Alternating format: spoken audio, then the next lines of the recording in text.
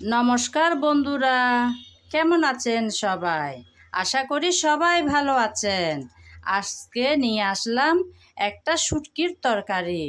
আমি আজকে পেঁপে দিয়ে চিংড়ি শুটকির তরকারি বসালাম। সেটাই আজকে আমার ফ্রেন্ডদের সাথে শেয়ার করব। মজাদার এই রেসিপিটা থাকলে মাছ মাংসের প্রয়োজন হবে বলে মনে হয় না আমার। এমন মজার হয় এই রেসিপিটা। চলুন তাহলে দেখে নেওয়া যাক রেসিপিটা। পেঁপে রান্না করব বলে আমি পেঁপে কেটে ধুয়ে পরিষ্কার করে নিয়েছি। আমি এরকম সাইজ করে কাটলাম। এখন রান্নাটা বসানোর পালা।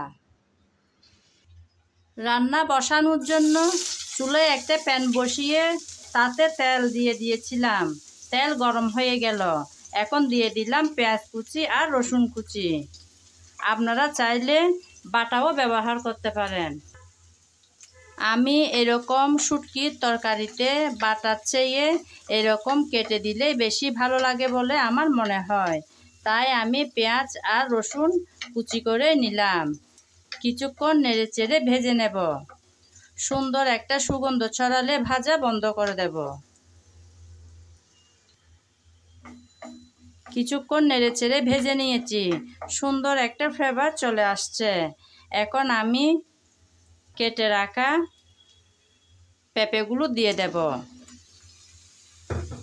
পেঁপে আমি নেড়েচেড়ে সামান্য ভেজে নেব।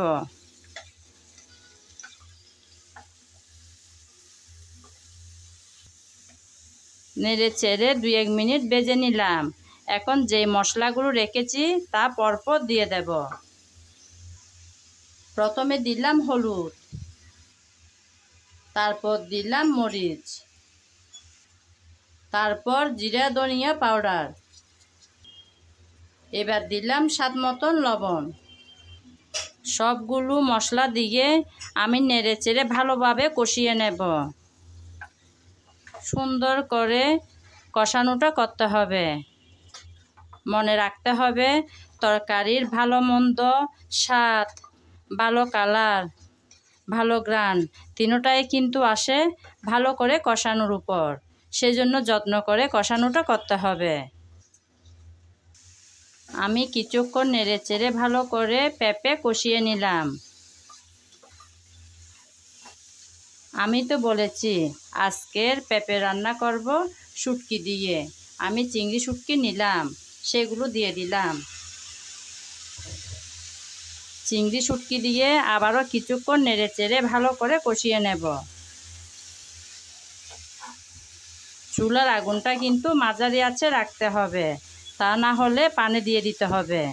পানি না দিলে তো তরকারি পুড়ে যাবে।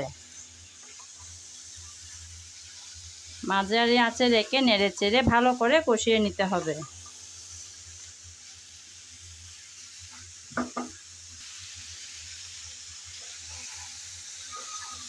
আমি প্রায় 3-4 মিনিট কষিয়ে নিয়েছিলাম। আবারও একটু এসে হালকাভাবে নাড়িয়ে দিচ্ছি যাতে নিচে লেগে না যায়, কারণ আমি এখনো পানি দিইনি। কিছুক্ষণ তো নেড়েচেড়ে ভালো করে কষিয়ে নিয়েছি।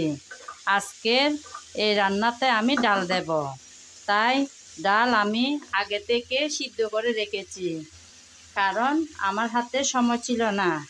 সেজন্য আগে ডাল সিদ্ধ করে রেখেছিলাম। আপনারা চাইলে একসাথেও দিতে পারেন।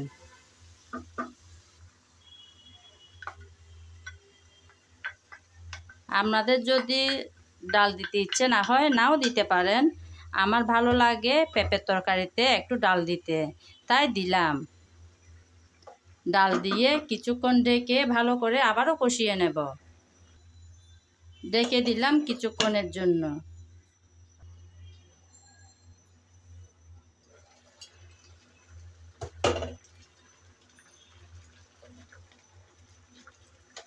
ডাল দিয়ে কিছুক্ষণ আমি কষিয়ে নিলাম। এখন একটু ঢাকনা উল্টিয়ে ভালো করে নেড়ে দিচ্ছি। এখন পরিমাণ মতো পানি দিয়ে দেব।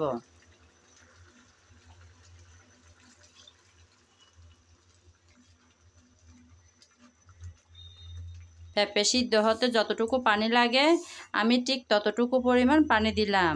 এখন ঢেকে রান্না করব 5-6 মিনিট।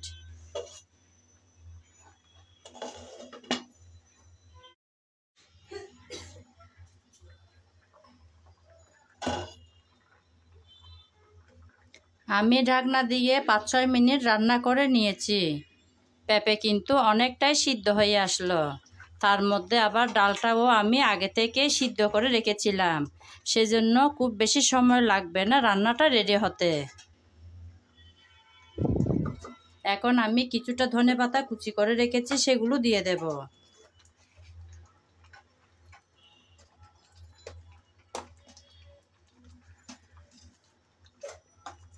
ধনেপাতা কুচি দিয়ে আবারও 3-4 মিনিটের জন্য চুলাটা ছোটো করে দিয়ে ঢেকে রাখবো। ফিরে আসবো 3-4 মিনিট পর।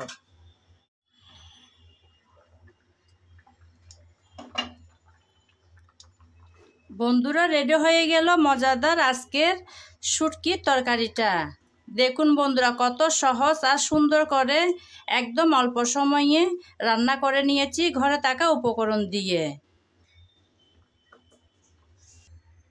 আমার আজকের ভিডিও যদি আপনাদের ভালো লেগে থাকে তাহলে আমার চ্যানেলটি সাবস্ক্রাইব করে আমার সাথে থাকবেন, লাইক কমেন্ট শেয়ার করবেন। আর যদি ফেসবুক পেজে দেখে থাকেন তাহলে পেজটি ফলো করে দেওয়ার অনুরোধ রইল। আজ এ পর্যন্ত, সবাই ভালো থাকবেন। নমস্কার।